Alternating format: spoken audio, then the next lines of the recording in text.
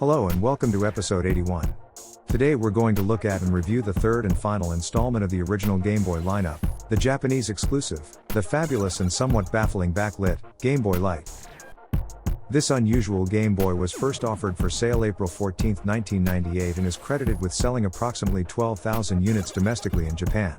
It is an improved model of the Game Boy Pocket, which in turn is an improved model of the original Game Boy. And like all handheld consoles until the Nintendo DSi, it was not region-locked or encoded. But for now, let's briefly look back at the last episode's photo quiz question we hear on our channel called, What in the World? And I genuinely thought this was a super tough picture, or snippet of a photo to identify, mostly because the console itself is actually quite obscure, but I was wrong, once again. And as you can see here, it was one of two, mini classic consoles from Japan, that honor the original family computer, or as it's better known, the Famicom. The version I chose was the gold variant as it has very little visibility outside of Japan, but, as I've said, I was wrong in that assumption as several viewers knew immediately what it was. Rambling Hootie was surgical in his reply, nailing every facet of information, literally just minutes after the episode aired, and Emilio Avila also noted correctly that it was indeed a Famicom, with Alex Perrine, our third responder, also correctly pointing out that it was a Golden Shonen Jump Mini Classic Famicom. I'm genuinely impressed by the knowledgeable viewers, you're simply amazing. Okay, with that being said, we better get back to today's star and focus. As this is a Japanese exclusive, the instructions booklet does not come in an English version. However, for completeness I will swiftly flick through the pages, making the odd comment, and pointing out the things I find interesting. And the first thing worthy of note, is the production code, which is MGB-101, therefore identifying this model as an upgraded Pocket, rather than a new Game Boy model in of itself. Unique to this handheld, is the fact it had three choices of power settings, those being the initial off position to the left of the slide button, used when the unit is powered down, as well as the first click to the right, that's the on position. This option effectively makes this unit play like a Game Boy Pocket. The final option was found by sliding the button fully over to the right hand side. This was the light setting. This is the choice that actually illuminates the screen. This capability distinguishes this console from all of the other Game Boys in the series. Another interesting thing I like about this instructions booklet, is the fact it has a duplicate red serial number sticker stuck to the booklet at the rear, that matches the black serial number found on the reverse of the actual Game Boy Light console. I think this is well worth knowing to confirm if a complete in-box unit, is actually all original. This limited edition Game Boy Light, has a clear transparent yellow colored case. It was only available at Toys R Us, in their mega stores, and this was only for a very limited period of time. Also, it is estimated that only between 1,000 and 5,000 of this variation of the Game Boy Light were made. Next up is the bright red, super cute Tezuka Osamu Game Boy Light console, with amazing manga graphics, available only from their world store.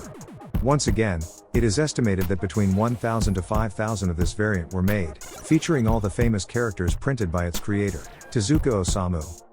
Another exclusive from the same creator, saw a transparent limited edition Game Boy Light, again featuring a gorgeous manga illustration, this time of an anatomy picture of Astro Boy, printed on its front face. Estimates of sales range between 1,000 and 5,000 units being sold from their world store. However, my favorite version of the Game Boy Light comes from the Pokemon Center in Tokyo. This yellow Pokemon limited edition has Pikachu on the bezel, a Pokeball at the unit's foot, together with the text, Pokemon Center Tokyo. Slightly less rare, having a sales estimate of between 5,000 and 10,000 units being sold, it is still the one to get.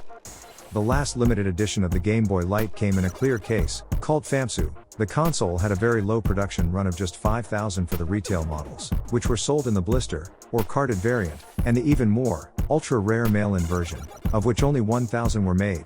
These came in a black box variant, and are incredibly rare today. And the most common versions, the silver and gold variants, are estimated to have sold around 12,000 units apiece. Well, that wraps up the delightful look at all the variants and limited edition segment. I'd be interested in knowing which would be your preference. Given a choice, as I've already mentioned, I'm going with the yellow Pokemon console, but feel free to leave a note in the comments telling me what your choice would be. I've decided to add the benefits or dangers of reshelled Game Boy Lights, depending on your view. However, it's sufficient to say, be careful out there when making a purchase, as most variants have convincing reproduction cases available. I'll add a brief look at the Game Boy Light's predecessors and its immediate successor as a means of comparison. The Game Boy Light kept the form factor of the Game Boy Pocket, albeit slightly taller and with a distinctive larger hump battery compartment cover, redesigned to take two AA batteries, remembering that the Pocket took two AAA batteries.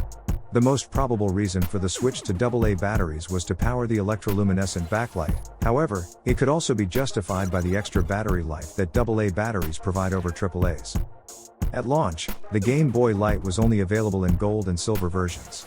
The eerie green glow given off by the Game Boy Light's electroluminescent backlight panel is so endearing and comforting, compared with the effective, but somewhat harsh super bright white backlights of today. This style of light holds a special memory for those of us old enough to have used the same technology on their wristwatches from the same era.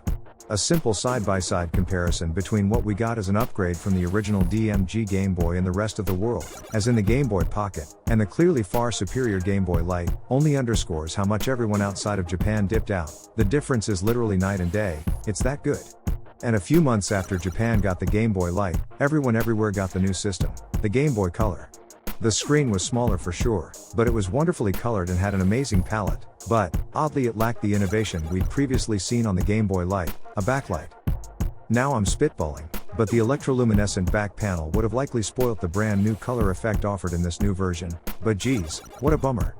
But, to be fair to the Pocket, it obviously improved the offering from the original display of the P Super, the DMG, which was actually quite horrid by today's standards. I suppose the best of both worlds was just not possible back then.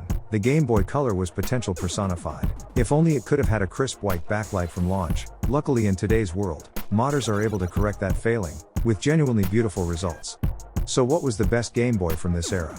Undoubtedly it was the Game Boy Light. It really should have been available across the board, worldwide. In summary, the Game Boy Light was the perfect compromise, only slightly bigger than the very compact Game Boy Pocket, but featuring a practical electroluminescent backlight for those frequent low light conditions.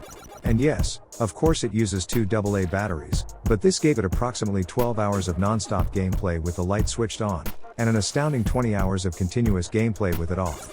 So that just about wraps up the episode for today, and now we turn our attention to today's photo quiz question that we hear on our channel called, What in the World? And I would have been confident that few or anyone would have been able to guess this item correctly, but, again we all know my score on that subject, and I'm not the one that's winning, so, do you know what this is? If you do, leave a comment in the section below, or join me in our next episode to find out. And on that question, we really do have to wrap up today's episode. I hope you enjoyed it. I know it took a little longer to research and produce than is my normal, but I feel it was worth it. I'd appreciate anyone giving the episode a thumbs up, perhaps even a kind and supportive comment, and if you're not a subscriber I'd strongly encourage you to do so, but most of all, I'd like to thank you all for joining me here today.